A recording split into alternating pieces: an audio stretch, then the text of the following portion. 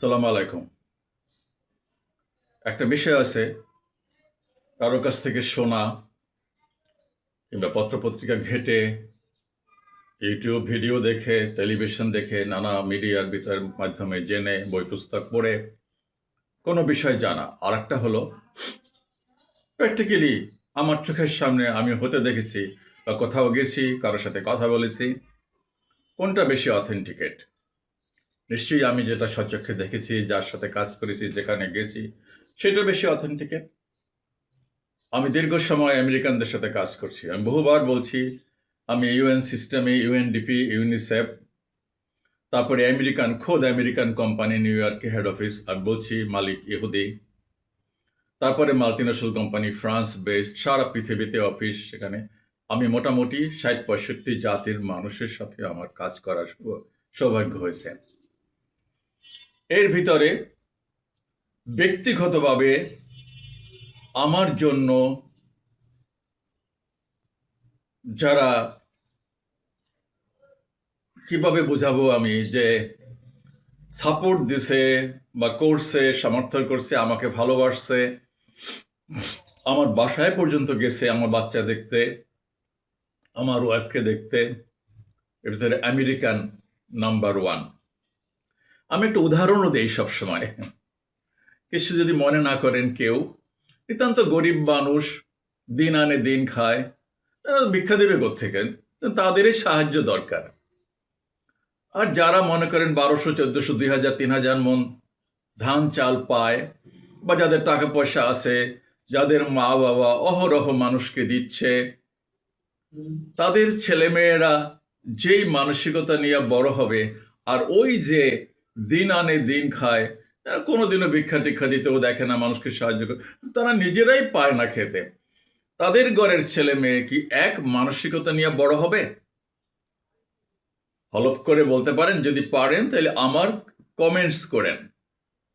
নিশ্চয়ই না। আমি একটা উদাহরণ দেই, গর্বের বিষয় না, আমার মা পৃথিবীতে নাই। আমি বলছি সারা পৃথিবী মনে হয় যেন আমার মা। আমার মায়ের সাথে অভিমানও ছিল, রাগ করে কথাও বলি না, মাকে বাড়িতে আসে পাই নাই, যার জন্য মাকে একটা বকা দিয়েছিলাম। আমার ফুফুর বাড়ি গেছিলাম, আমার একমাত্র ফুফুর বাড়িতে গেছিল, আবার আমার চাচাতো ভাইয়ের ওয়াইফের সাথে, যাই হোক। তা আমি বলছিলাম তুমি ওখানে আমাকে বলতা, আমি খুশিতেই দিয়ে আসতাম, মেন্টালি প্রিপেয়ার থাকতাম যে মাকে এসে ঘরে দেখবো না, মা ২ দিন পরে আসবে। আপনাদের কেমন আবেগ অনুভূতি মায়ের জন্য আছে না জানি না, আমার কাছে মনে হয়েছে যে পৃথিবীটা ভেঙে পড়ছে আমার মাথার ভিতরে। So I become very much furious. তখন তো বয়স কম, ইন্টারমিডিয়েট ফার্স্ট পাস করছি ৭১ সনে। যাই হোক, সো আমি একটা ছোট্ট উদাহরণ দিতে চাচ্ছিলাম। বলছিলাম, আমার মায়ের কাছে যদি আয়সা কেউ বলতো বাদশার মা, বাদশাহ মানে আমার বড় ভাইয়ের নাম বাদশাহ, বাদশার মা, এটা লাউ শাক দাও না, মা কি করতো জানেন? সবচেয়ে বড় ডগাটা কাটতো। এটার পিছনে কারণ আছে, জানতে হবে, বুঝতে হবে আপনাদেরকে। লাউয়ের এই বড় ডগায় লাউ হয় না, এটা কেটে দিলে যে টেংরি বলে বরিশালের বাসায়, যে অন্য যে শাখা প্রশাখাগুলো বের হয়, ওগুলোতে লাউ হয়। এটা অনেকেই জানে না। আমার এক আত্মীয়ের বাসায় আমি বেড়াতে গেছি, তো সেখানে আমার যে আত্মীয়ার হাজবেন্ড, দুজন, তো বলতেছে লাউ শাক কাটার জন্য। আমি আসলে ওই আমার মায়ের থিওরিতে আমি ক্লাস 1 থেকেই আমি বাগান করি, আমার আলাদা বাগানই ছিল ছোট, যে তো সেখানে ওই লাউয়ের ডগা তো কেটে শিখে গেছে, এবং এটা বেনিফিট, লাউ বাগানের জন্য, লাউ গাছের জন্য এটা উপকারী, লাউ বেশি হয়। তো আমি লাউয়ের ডগাটা কেটে নিয়ে আসছি, বড় ডগাটাই কাটছি ওই বাড়িতে, আমার আত্মীয়ের বাড়িতে। তো আমার ওই যে ওখানে উনি যে গৃহস্থ, যিনি আর কি, যে আত্মীয়, উনি খুব মাইন্ড করছে এটা। তা আমি আসলে একটু বিব্রতই বোধ করছি, যাই হোক। বাট আমি তো জানি যে এটা কাটার জন্য ভালোই হয়েছে, আমি আমার মায়ের কাছ থেকে তো দেখছি এটা চোখ থেকে। সে এটাই করতো। আমি উদাহরণটা দিচ্ছিলাম যে ধনী এবং গরিব বা অবস্থা সম্পন্ন ঘরের ছেলে মেয়ে, এবং যারা একটু নিচু অবস্থা, তাদের ঘরের ছেলে মেয়েরা কি কি কি মাইন্ডসেট নিয়ে বড় হয়। কখনোই দিবে না 2 কেজি চাল, 1 কেজি চাল বা আধা কেজি চাল কাউকে দিয়ে সাহায্য করবে না, সেই মানসিকতা তাদের জন্মায় না, কারণ তারা দেখে আসছে অভাব, তাদের আরো দরকার। তো সেই সেন্সে আমি বলছি, আমেরিকানরা এদের এতই প্রাচুর্য, আল্লাহ তাআলা বলেন, ঈশ্বর বলেন, সৃষ্টিকর্তা দিয়ে রেখেছে যে আসলে অফুরান 50টা স্টেট। এদের অনেক পিছনের কাহিনী অনেক করুন, তারা দখল করছে অনেক ইন্ডিজেনাস যারা লোকাল মানুষ, তাদেরকে লক্ষ লক্ষ মানুষকে তারা হত্যা করেছে। প্লাস আফ্রিকা থেকে জাহাজে করে গরু ছাগলের মতো পিঠ মোড়া দিয়ে বেঁধে লক্ষ লক্ষ কালো মানুষদেরকে নিয়ে গিয়া তারা তুলা চাষ করছে, জমিগুলো চাষাবাদ করছে। ইতিহাস অন্যরকম, খুবই মর্মান্তিক সেটা। কিন্তু আমি এখনকার এই ঊনবিংশ শতাব্দী, বিংশ শতাব্দীর আমেরিকানদের কথা বলতেছি। আমি যতগুলোর সাথেই কাজ করছি, আমি ওইরকম কঞ্জুস কোনো একটা আমেরিকানকে পাই নাই। কিন্তু দুর্ভাগ্য হলো এই যে বর্তমান বিশ্বে যে ক্রাইসিস, এর জন্য কি চায়না দায়ী, রাশিয়া দায়ী, না আমেরিকা দায়ী? আপনি যদি নির্মোহ দৃষ্টিতে বিচার করেন, দুইটা রাষ্ট্র দায়ী, একটা হলো আমেরিকান আর একটা হলো ইসরায়েল। দুঃখ, এই কোরআন হাদিসে তো বনি ইসরায়েলদের সম্পর্কে অনেক কথা বলা আছে। মুসা আল্লাহ সাল্লাম অত্যন্ত সম্ভ্রান্ত একজন প্রভাবশালী নবী ছিলেন, তারই অনুসারী এরা। অনেক কথা সেখানে বলা আছে, কিভাবে ফেরাউনের মৃত্যু হলো, এবং এই বনি ইসরায়েলরা এক দেশ থেকে আরেক দেশে অহরহ তাদেরকে ঘুরে বেড়াইতে হয়েছে। সে নবীর আমলের পরের ঘটনা, প্রথম বিশ্বযুদ্ধ, দ্বিতীয় বিশ্বযুদ্ধ, এবং আজ অবধি অতি প্রাচীন 3000-4000 বছরের আগের একটা জাতি, তারা নিজেদের একটা জাতি রাষ্ট্র প্রতিষ্ঠা করতে পারে নাই। জানি না, আমি কোরআন তো বলছি ওদের কোনোদিনও স্থায়ী আবাসভূমি হবে না। কেন হবে না, কি কারণে হবে না, সে বিষয়ে কথা বলতে চাই না। ইউটিউবে কথা বললে হয়তো আমার এটা সেন্সরই আটকাই দেবে বা কিছু। এদের যে খাসলত, এদের যা চরিত্র, তাতে তো আসলে না হবার এই কথা। যাই হোক, আমি সেটাও বলছি না, মানবিক কারণে তো একটা স্টেট থাকতেই পারে, একটা রাষ্ট্র তাদের হতেই পারে। কিন্তু কিভাবে এটা সৃষ্টি হয়েছে ইসরায়েল, সেটা আপনারা কম বেশি জানেন। তবে একটা মজার বিষয় হলো, আপনারা কে কতটুকু জানেন বা জানেন না আমি জানি না, মুদ্রানীতি বা মানি মানি ম্যানেজমেন্টে এরা একটা সময় বুঝে গেছে যে টাকাই সব, টাকা দিয়েই সব করা যায়। সো তারা এই টাকার পিছনে ছুটতে গিয়া এই ব্যাংক ব্যবস্থা, পুরা মানিটারি সিস্টেমটা, এই যে স্বর্ণ ব্যবস্থাপনাটা, এরা মগজের মধ্যে একেবারে রক্তের ভিতরে ঢুকাই এনেছে। আর একটা মিডিয়া, আপনি জানেন এই পৃথিবীতে যত ব্যবসা বাণিজ্য আছে, যত মিডিয়া আছে, কারা ম্যানেজ করে? এই উর্বর জাতিটাই ম্যানেজ করে। আর আমেরিকার কোন রাষ্ট্রপতি ওদের কথা সারা আসলে চলতে পারবে না, এমনভাবেই তারা এটাকে, আমেরিকার কেন, ইউরোপের অনেক বহু ইহুদি খ্রিস্টানদের দেশে তারা এমনভাবে সিস্টেমটাকে করে নিছে যে তাদের বাইরে যেতে পারবে না। কারণ তারা রাজা বাদশাদেরকে লোন দিত, টাকা ধার দিত তাদের সমস্যার সময়। এভাবেই তারা একটা ইনফ্লুয়েন্স ক্রিয়েট করে নিছে। এবং বলছি তো, ব্যবসা বাণিজ্য আর মিডিয়া বলতে গেলে 90%ই তাদের দখলে। সো আমেরিকার আসলে ওদের কথার বাইরে যাওয়ার কোনো রাস্তা, উপায় নাই।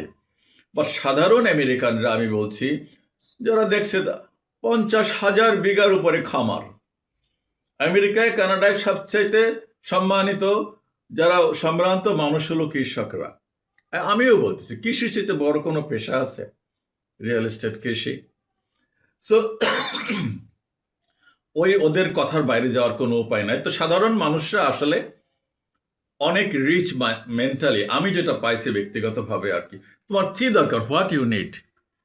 কেউ বলবে আপনাকে, Muazzem, what you need, what can I do for you? যেটা মুসলমানদের বলার কথা। নবী মুহাম্মদ সাল্লাল্লাহু আলাইহি সাল্লাম ধার করে ধার দিতেন। আমার জীবনেও আমাকে এভাবে করতে হয়েছে, আলহামদুলিল্লাহ। এগুলো বলা উচিত না, তারপরে বলতেছি এই ভিডিওর খাতিরে। ধার করে ধার দেওয়া, কয়জন লোকে ধার করে ধার দেবে? কিন্তু নবী তো দিয়েছেন, তুমি বলছেন যে তুমি ধার করে নাও, আমি ওটা শোধ করে দেব। কখনোই কোনো লোককে উনি ফিরাই দেন নাই। ঠিক ওই আমেরিকান যাদের সাথে আমি কাজ করেছি, ওরা আমাকে আসলে এই কাজটাই করছে। অনেক বেশ দিন তো চাকরি করেছি ওদের সাথে, ডাইরেক্ট আমার বস। আপনি, এটা আমি বুঝাতে পারবো না যে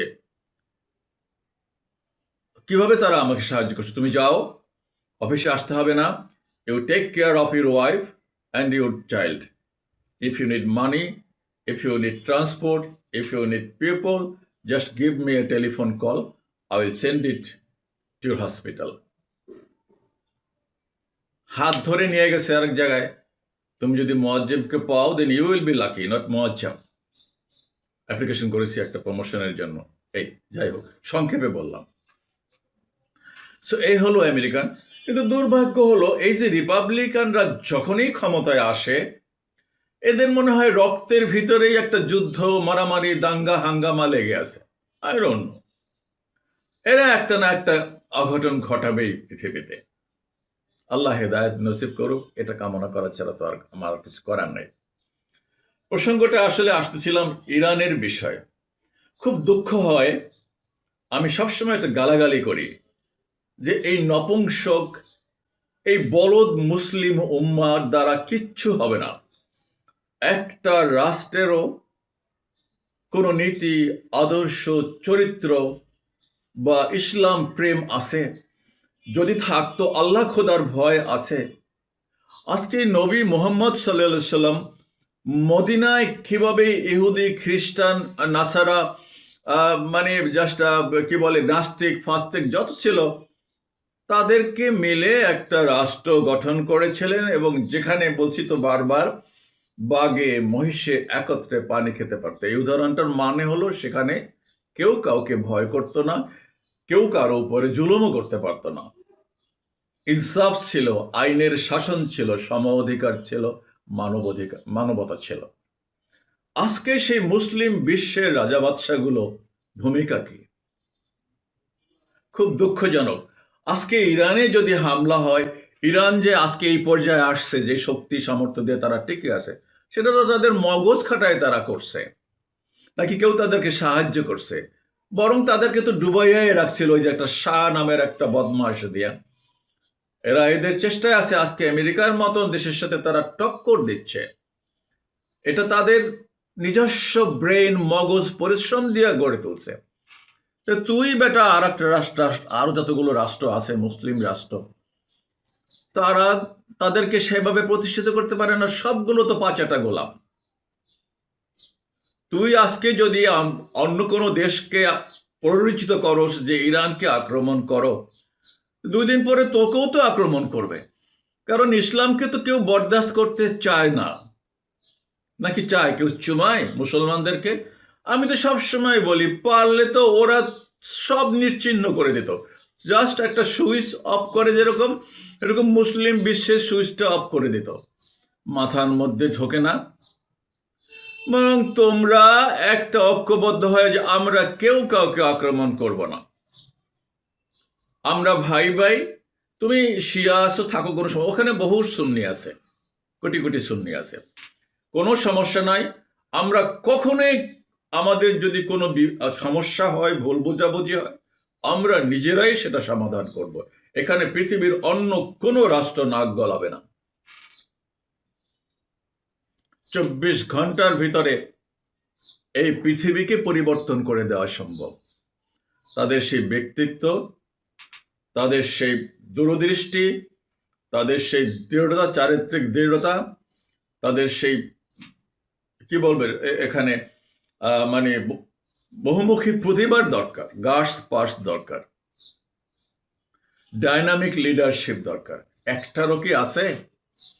বলতে পারবেন বুকে হাত দিয়ে? আমি যারা মুসলমান, যারা এই ভিডিও দেখবেন, তাদেরকে আমি বলতেছি, একটা নেতারও আছে? তুরস্ক কিছুটা চেষ্টা করতেছে, কিন্তু তাকে তো দেখেন না 2016 সালে, তাকে তো পারলে গেলে আমি সবসময় বলি, ও যদি সুপার পাওয়ার না হয়, ওকে যে কোনো সময় গিলে খাবে। পাকিস্তানের অবস্থা খুব কষ্ট লাগে। ইমরান খানের সাথে আমার দেখা সাক্ষাৎ হয়েছে, কথা হয়েছে। একটা সৎ মানুষ, একটা মানে কি বলবো আর কি, বিশ্বকাপ ক্রিকেটের একটা চ্যাম্পিয়ন ছিল, ক্যাপ্টেন ছিল। বেচারাকে খামাকা লন্ডন থেকে বাড়ি বিক্রি করে টাকা নিয়ে আসছে পাকিস্তানে, সে বলে তোষাখানার গড়ি চুরি করছে। এরকমই তো বিষয়টা দাঁড়ায়। অত্যন্ত দুঃখজনক, বিব্রতকর। তো সুপার পাওয়ার হলেই কি আছে? কোনো ভূমিকা আছে মুসলিম বিশ্বের? ইদানিং সৌদি আরবের সাথে একটা প্যাক্ট করছে। তো সৌদি আরব তুরস্ককেও নিত, পাকিস্তান থাকতো, আরও দু একটা দেশ থাকতো, যে না আমরা ইরান, আমরা আসলে এই ঝামেলার ভিতরে কখনোই যাব না, কোনোদিনই যাব না। আমরা এটা চিরস্থায়ী বন্দোবস্ত, কেউ কারো বিরুদ্ধে গীবত করব না, কথাও বলবো না, বা যুদ্ধেও যাব না, বরং সবাইকে দেখে রাখবো, সবাই আমরা ভাই ভাই, উই আর অল ইকুয়াল। 57টা দেশ, 57টা রাষ্ট্র, শুধু 57টা রাষ্ট্র না, আমি তো বলি ইসলাম তো বলে যে সমস্ত মানুষ ভাই ভাই, এবং দ্যাট ইজ ট্রু। ভিন্ন ভিন্ন ঈশ্বর আল্লাহ সৃষ্টি করছে, হিন্দু, মুসলমান, বৌদ্ধ, খ্রিস্টানদের। কমন সেন্সে কি বলে, স্রেফ স্বার্থ সিদ্ধির জন্য, ক্ষমতার জন্য, লোভের জন্য, যৌন চাহিদা মেটানোর জন্য এই সব কিছু বিভাজন। যাই হোক, ইরানের বিষয় নিয়ে খুব কথাবার্তা বলা হচ্ছে। আমি বিশ্বাস করি ইরান যতদিন তার স্বকীয়তা বজায় রাখবে, যতদিন তারা তাদের চরিত্রকে বজায় রাখবে, যতদিন তারা তাদের বুদ্ধি, জ্ঞান, মেধা খাটাবে, তাদেরকে দমায় রাখা সম্ভব না। সুতরাং মুসলমানদের যেটা উচিত, যে কোনো পরিস্থিতিতে, যে কোনো অবস্থায় ঐক্যবদ্ধ থাকা, আল্লাহর উপর ভরসা করা, কারো ক্ষতি না করা, সামনের দিকে এগিয়ে যাওয়া। কিন্তু হচ্ছে তো, তারা তো যাচ্ছে ইসলামের উল্টা দিকে। যা যা কাজ দুবাইতে যা যা হয়, দুবাই নাকি এখন, আমি বসে যাই নাই, আমার তো যাওয়ার ইচ্ছা আছে, বিশ্বের সর্বশ্রেষ্ঠ বেশ্যাখানা। সৌদি আরব চালু করতে চাচ্ছে, চালু করেও ফেলছে কিছু কিছু।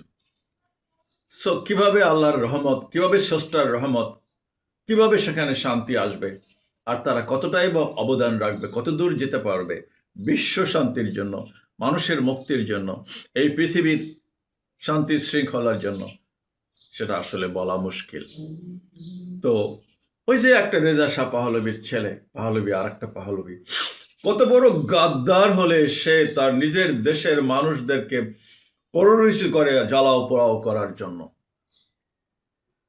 কত বড় ইতর, কত বড় নিচু ক্ষমতার জন্য, কত বড় হীন প্রবৃত্তির মানুষ হলে এটা করে।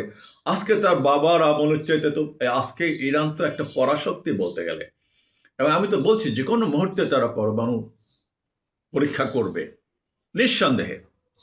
আমি আপনাদেরকে জানাই রাখতেছি। তো তারা অন্য দেশকে আক্রমণ করুক, পৃথিবীতে অশান্তি সৃষ্টি করুক, এটা আমি কামনা করি না। তো এইটা মুসলমানদের বিষয়টা নিয়ে আমি কথা বলতেছি। এই যে বাংলাদেশটার কথাই বলেন, এত মারামারি, এত বিভাজন, এত হিংসা সৃষ্টি করার কোনো দরকার ছিল? আরে আমি 5 বছর থাকবো না, তার সমস্যা কি হয়েছে? আবার আসবো। আমি জনগণের জন্য কাজ করলে জনগণ আমাকে ভোট দেবে না।